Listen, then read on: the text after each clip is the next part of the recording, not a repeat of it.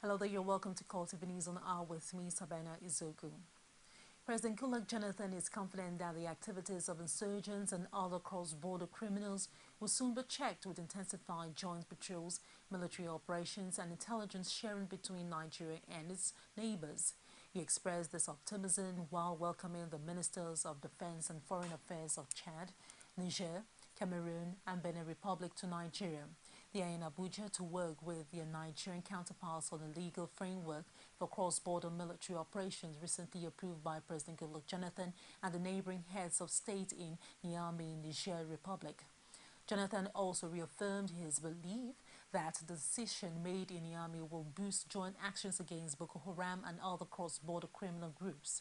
He told the visiting ministers, who were accompanied by Nigeria's Minister of Foreign Affairs, Aminu Wali, and the Chief of Defense Staff, Alex Bade, that he expected them to come up with an effective action plan for the successful implementation of decision reached by leaders of all four countries.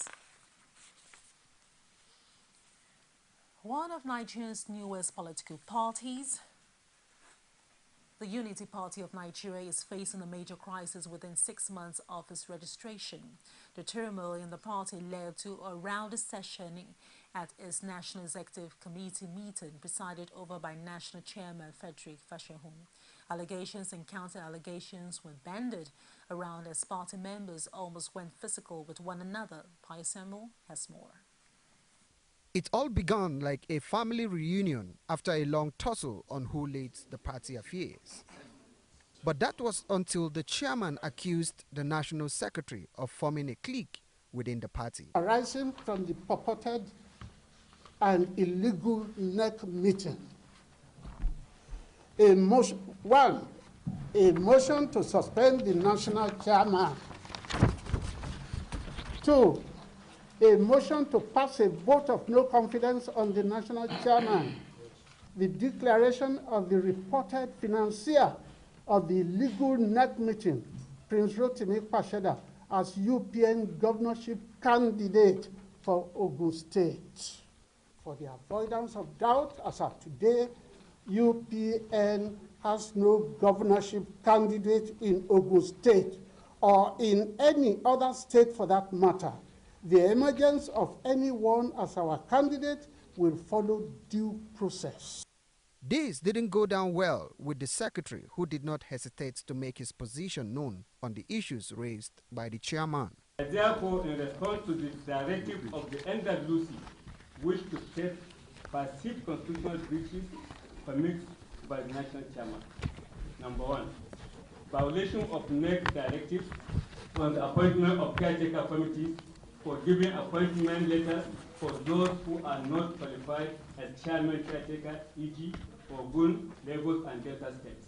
As if that was not enough, another party official who felt he was accused wrongly insisted that he had to clear his name. So, he reacted in this manner.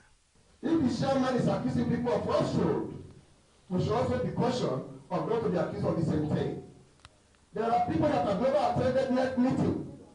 Right from inception, chairman listed them as those that were not invited, did not attend the meeting. When we don't have any record to show that these people even accepted the offices being given to them in the first instance.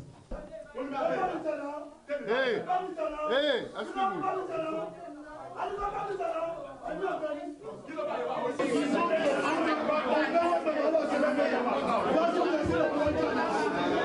The lot fell on the youth leader to intervene. He insisted that he was disappointed at what he described as a tussle of egos within the party. History will not forgive all the national leadership of UPA. History will not forgive you because you have exposed this party into ridicule. This party that is less than 6 months, we are reading on newspaper about this party. The chairman will say this, the national publicity secretary will say this, the organizing secretary, the national secretary will say this. This is lack of coordination. I want to appeal to you in the name of God. And I want to appeal to you in the name of this nation. I want us all to drop this toga of selfishness. The party was touted as a reincarnation of the UPN of the Second Republic, led by the late Chief Obafemi Awolowo, But many analysts fear that it may be a matter of time before the 6-month-old party goes under. Pyro Samuel, CoreTV News, Abuja. Former Vice President and presidential aspirant on the platform of the All Progressive Congress, Atiku Abubakar, says he plans to encourage the private sectors to create jobs through tax rebates. This is one of the key items of his draft policy agenda, which was released at a session with finance correspondents in Abuja. The policy touches key areas including employment generation and wealth creation, infrastructure and power, education and skill acquisition, security, citizens and governance, agriculture and food security, and Niger Delta and Northeast reintegration. The main thrust is the explicit bid to modify the way the machinery of federal government works by one, providing the political will, vision, and capacity to lead this great nation with great population. Clarifying and streamlining MDA's remits and responsibilities, removing overlaps and operational redundancies. Systematically devolving and delegating operational responsibilities to states and local governments and private sector organizations, both commercial and charitable. Addressing habits and practices that currently compromise policy implementation. Enriching good governance is the hallmark of our administration, and eventually ensuring that solutions can be implemented, monitored, and evaluated. Earlier in his address, the Director General of the Atiku Campaign Organization, Babalola Borishade, noted that the draft policy will be exhaustively reviewed by a panel comprising policy experts later in the month at the Obasanjo's Presidential Library in Alta, Ogun State. Ekiti Attorney General, despite the directive of Chief Judge of Ekiti State, Ayo Daramola, to reopen all courts in Ekiti State, the military siege on the Ado-Ekiti High Court remains. Ekiti State Attorney General and Commissioner for Justice, Wale Fagbohunda, who spoke to CoreTV News on the development, says the action of the security agents has further explains the determination of some elements to rubbish the judicial system in the state. Are yet to be opened because of the continuing existence of the military, especially the military personnel and other security agencies there. What is happening is a gradual descent into a situation where the judiciary becomes irrelevant in the scheme of things. And there appears to be no respect for the judiciary, and is establishing a very dangerous and sad precedent. He added there is a need to correct what he described as anomaly before it becomes a point of bad reference in history. He looked at me with such audacity and said, what are you saying, Mr. Attorney? Is this not the state where somebody beat up a judge? What happened? Did people not invade the court? What happened? So, you know, for this state, we are gradually going down the slippery slope of lawlessness. And that is truly tragic. It's truly tragic. People see politics now, but in the long run, they will see that access to justice will be the loser in all this. The High Court has been the center of drama over the E11 case challenging the eligibility of Governor-elect Ayo Fayose to contest in the June 21st governorship election. Fayose is, however, due for swearing in on the 16th of October. This invasion of the Ado-Ekiti court and its ongoing siege by security agencies has again received knocks. This time around, Speaker of the House of Representatives Aminu Tabonwa, National Chairman of the APC John Odige Oyegun, and former Governor of Ekiti State Segun Oni are the latest to condemn the assault. Rashid has more in this report. The dust raised by the Ekiti High Court invasion is not settling anytime soon, especially when the siege on the court enters its second week. Speaker of the House of Representatives Aminu Tambuwal condemned in strong terms the invasion, saying it's an affront on the last hope of the common man. It's an unfortunate incident. Judiciary is not only the last hope of the common man, but is an institution and an arm of government that should be respected by all and sundry. By the time we decide to take laws on our hands, who will be there to adjudicate for who and for what and on what matter? It's unfortunate, it's condemnable, it should be investigated, and those who perpetrated that act must be brought to book. For the national chairman of the All Progressives Congress, John Odige Oyegun, the development portrays lawlessness that has eaten deep into the nation's cankerworms. Anybody seeing what is going on today, the dollars being transmitted to South Africa, the crisis we have in the Northeast, and all the other disgraceful things and the sheer impunity, and what is today happening in Ekiti State, because of which I refuse to personally go and accept my national honor. I accepted the honor, but I personally could not think of going there smiling, shaking hands, when the entire judiciary, the last hope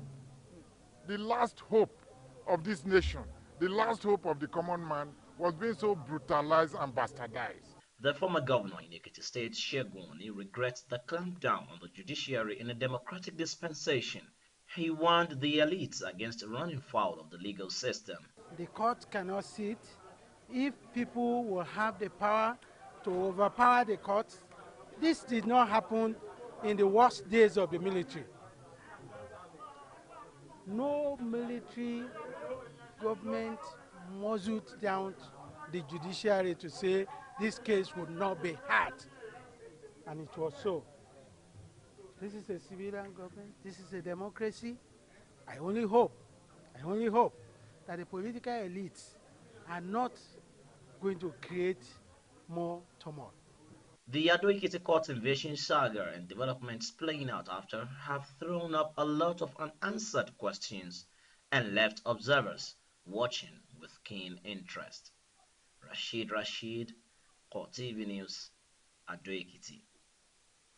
After a two-day trip to Abuja, Adamawa State Governor Bala Ingilari arrived Yola on the same flight with embattled Amadou Fintiri. The two were said to be at loggerheads after Fintiri was sacked by a federal high court ruling that reinstated Ingilari. They exchanged pleasantries at the airport, signaling that the two politicians have settled their differences. After inspecting a guard of honor mounted at the government house, Ingilari later addressed party supporters at the government house after being welcomed by Adamawa PDP chairman Joe Madaki. He promised to run an open government that would deliver dividends of democracy. There's one thing I guarantee and assure all PDP members and all citizens of Adamawa: I will do justice to everybody. Justice through the vehicle of PDP as a political party.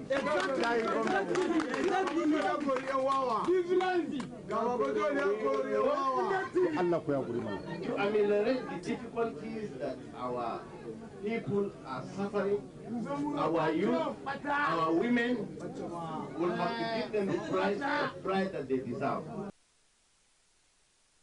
Ingilari further appealed to the PDP members that have defected to other political parties to return. And use this opportunity to appeal to all PDP members who, for one reason or the other, have moved on temporarily to other parties to come back home. We want to guarantee them there will be justice, equity, and fairness in the government. Away from that, the World Bank representatives of the World Bank on Tuesday paid a courtesy call on Adamawa State Governor Bala Ingilari at the Government House in Yola to express gratitude over the Nigerian Health Investment Project backed by the bank. The leader of the team says the pilot project, which started in Fufore local government area of the state and yielded results, has necessitated its extension to the parts of the state. The $50 million project, spanning a period of 5 years, will also be taken to Michika and Madagali local government areas that are already affected by the insurgency. By the end of this week, we will have covered 12 out of the 21 local governments. And before the end of the year, all the local governments in the state will have been completely covered. This has only been possible because of the cooperation that we enjoy from the State Ministry of Health, from the State Primary Health Care Development Agency, and from the good people that constitute the local government PSC departments, all over your state. It is not the World Bank coming to implement here. It is your people that are doing this implementation. And I want to commend you and commend your state for this cooperation that we enjoy with Adamawa State. I want to say that the journey has just started. This project is a 5-year project, and we are just about 1 year old. So the journey has just started. What I want to see at the end of the 5 years is that our children are fully immunized, they are healthy. What I want to see is that our mothers are delivering safely. What I want to see is the health sector that is buoyant, the health sector that we can rely on. Governor Balangilari acknowledges the World Bank for its intervention in the health sector and requests that other areas which needed intervention in the state should also be given attention by the World Bank. We appreciate you. And of course, like Oliver too, even ask for more intervention in areas that are not within the ambit of your present assignment. And we have confidence in the leadership right now.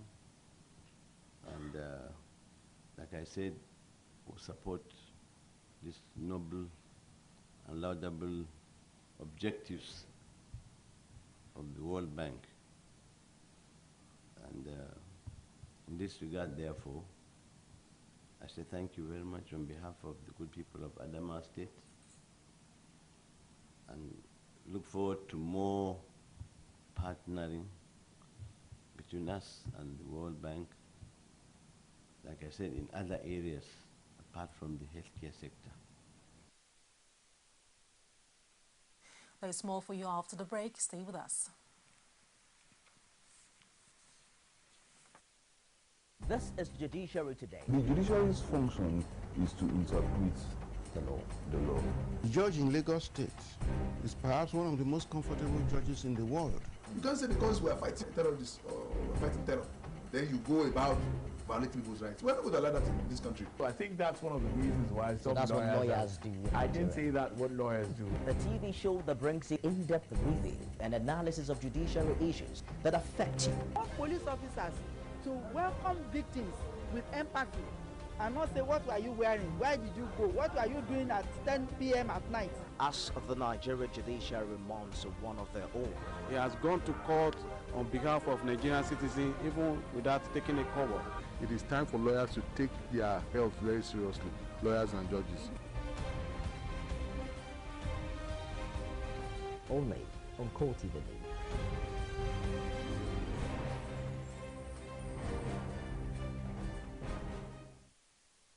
Welcome back to the news. For more information, log into our social platform www.facebook.com/CoreTV News, and on Twitter as CoreTV News NG, and on YouTube www.youtube.com/CoreTV. Leave a space and then news. Abuja introduced under the umbrella of the Original Inhabitants Development Association of accused supporters of FCT Minister of playing politics with their socio-economic demands. The group also maintained that some of the projects, including land swap and centenary projects touted as landmark achievements, were aimed at shortchanging Abuja natives. It added in a statement issued in Abuja that the people behind the recent rally urging the Minister of the Federal Capital Territory not to leave to pursue his alleged governorship ambition in Bauchi State are sycophants. The umbrella body of the original Abuja indigenes insists that the natives have not benefited much from the incumbent FCT minister in spite of his long tenure compared to others like Jeremiah Hussaini and Nasir El-Rufai. The man who led the recent rally in support of the FCT minister, however, insists that he enjoyed the backing of 80% of Abuja indigenes. Danjuma Basal told CoreTV News that the group, which embarked on recent city-wide rally, is a coalition of smaller community-based association of Abuja indigenes. He maintained that it was not a sponsored PR campaign and argued that the administration of the FCT minister Bala Mohammed is the best since the establishment of the Federal Capital Territory. Is why I'm fully committed to encouraging this administration is because of the step he has taken. You know what I'm saying? So it's not because of anything. This man is doing it together with carrying us along. The past administration, you know what I'm saying, when they will start something, I don't know that it will fail. It has never worked. The issue of resettlement and compensation has never worked. If I do his tenure, I remember why we have the one Galiwi was all those when they wanted to relocate some of the communities. Did it work? No. When you go to those places, you even go and see the building, type of buildings. They will even say this is a quarry. There will be one small hut like this. Has done everything for us. But we have seen that whatever step that he's taking, he's getting us involved, he's carrying us along. Of course, even if he ends this tenure, that does not mean that he's going to solve all our problems, but you see, he's leaving a legacy that has never been left before. And away from that, the Bring Back Our Girls group has served notice of its intentions to take its protest to the presidential villa on Tuesday in a commemoration of the 6th month of the abduction of over 200 schoolgirls from Chibok town in Borno State. The protest movement said in a statement issued by spokesman Rotimi Olawale that a request has since been sent for appointment with President Goodluck Jonathan. The group explained that the objective of the march to the villa is to convey the urgency for the girls' rescue and to hear the accurate status of rescue efforts directly from the president. It didn't say whether its request for an appointment with President Goodluck Jonathan had been approved, but made it clear that its members had been mobilized for the protest march. The World Health Organization has certified 3 local drugs manufacturers to produce globally accepted medicines for malaria and HIV/AIDS. The Health Minister Oyebuchi Chukwu disclosed this at a news conference in Abuja. He added that this now brings to 4 the number of Nigerian companies that have now met World Health Organization standard in drug production. Nigeria now has 4 pharmaceutical companies that have gained the World Health Organization Good Manufacturing Practice Certification, the GMP. And I understand they are also the only 4 pharmaceutical companies in the whole of West Africa that have done so. Therefore, Nigeria has now joined the rest of the global community in this regard. The world awaits that products such as Artemether lumefantrine combination tablets for malaria, for instance, lamivudine tablets for HIV/AIDS, levofloxacin tablets that are used for infections including tuberculosis, zinc sulfate tablets for the treatment of diarrhea, fluconazole injections, as well as ciprofloxacin tablets, just to cite some examples. All these being manufactured here in Nigeria. And that's it on the news on the hour. Do join us at the top of the hour for more. I am Sabena Hizoku, and thank you very much indeed for watching.